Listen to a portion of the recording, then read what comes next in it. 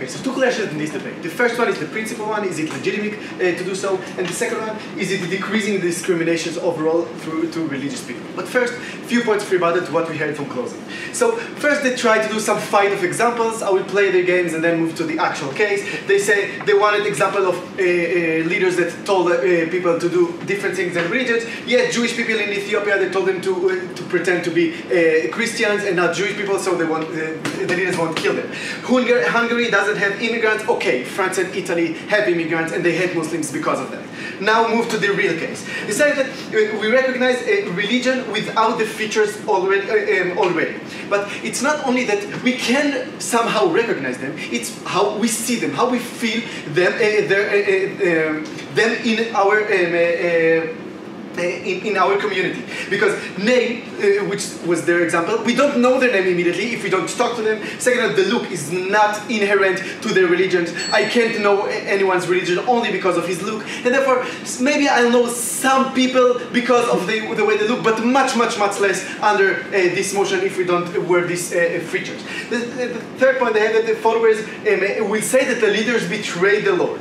No, this is not how religious works. Religious works because the leaders are the connection between the Lord and the people. This is how religion works, and they don't told you that, and they didn't fight that. Why is that true? Because first, they ask the leaders when they have problems. They don't know what is the religion tells them to do. If to do A or B, they go to the leaders. What the leaders tell them is the religion is the way the Lord. And second of all, the leader can just tell them, listen, this is what the Lord told me, and they'll find some justification in sacred book like they always do, and then they'll believe this is the religion. So this case also doesn't stand. So let's move to what stands in this debate, and let's start with the first class. The principle, is it legitimate? We get from opening opposition that clothes are only an obstacle, and it makes for differentiation.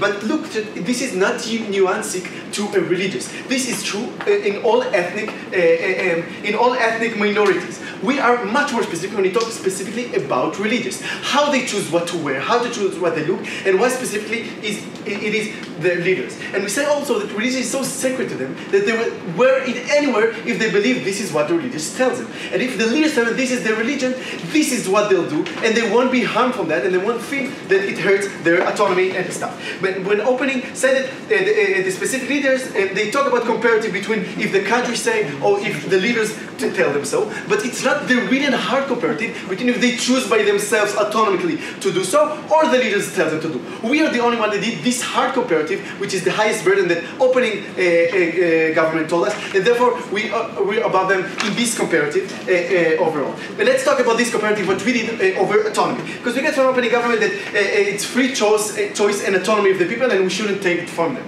But we explain why the hierarchy in religion specifically makes it makes it why the hierarchy in religions, they in the first place did not choose what to do. They didn't have an autonomy to choose what to wear. They wore these clothes not because they chose to, but because the leaders told them. What they did choose to, they did choose to believe in this religion and to believe in this leader. Once they chose to believe in their leader and believe in this religion, they do whatever they tell them to do. So if the leader tells them, you shouldn't wear these clothes anymore, you should wear something else, because the Bible told us now that this is when we're intimidated, this is the right thing to do, so just believe this is the religion, and they still have the autonomy to believe in the leaders. So therefore, we did the hard comparative, and we won this comparative already in this point. Okay, so but we say more important this thing that it's not only legitimate, but we think that the leaders have a moral obligation to protect their own people. When they see that their own people are discriminated, when they see their own people are not getting to jobs and being racist against them in the street, they are obligated to them to find a solution because they do whatever they tell them in a blind way. And therefore, it's not only legitimate, but it's their moral obligation to do so and protect their own people. So therefore, we already win the principle legitimacy by showing you that, and we were above OO by showing you the nuancing about religion and the hard comparative of that. Let's move to the second clash. Is it decreasing discrimination? So OG said that it's easier for individual to fit in the society. But we are over them because we showed you much more impact than that. We didn't talk only about an individual going to find a job. We talked about how the whole country treats the whole society and the whole community of religious people. And because we say that there's every time like racism all the time in both sides, and it will, it's a concession in this debate that there will always be some amount of racism. But you said that when you see them all around you, all over the place, especially in the examples like France and Italy or not Hungary, okay. But we showed you that when they see like Muslim people everywhere wearing the burqa, they feel threatened. They feel like they threaten their majority, they threaten their ideology, they threaten their culture. And when they feel that threat, it's not only the normal racism, but the racism is growing much, much higher against all society and not only against individual. Therefore, we show you already much wider impact than opening. Before I continue, first house. Look, even he is ashamed of who he is, therefore he hides his identity. Under your case, nothing changes. Hate exists.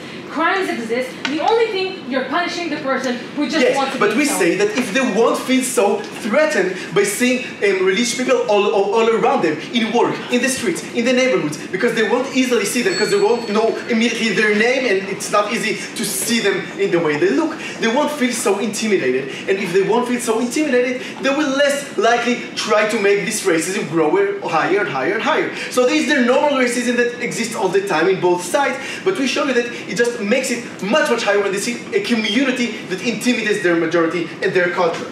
Therefore, we also win this clash in decreasing discrimination by showing you that it's not only individual going to work, but the all way the community look at the other communities inside the country, especially to minorities. And therefore, win this debate by showing you that it is legitimate and it's a moral obligation. In the one hand, on the other hand, we show you that it's decreasing all discrimination in a wide way and much more impact than opening showed you. And therefore, we already win this debate. Thank you.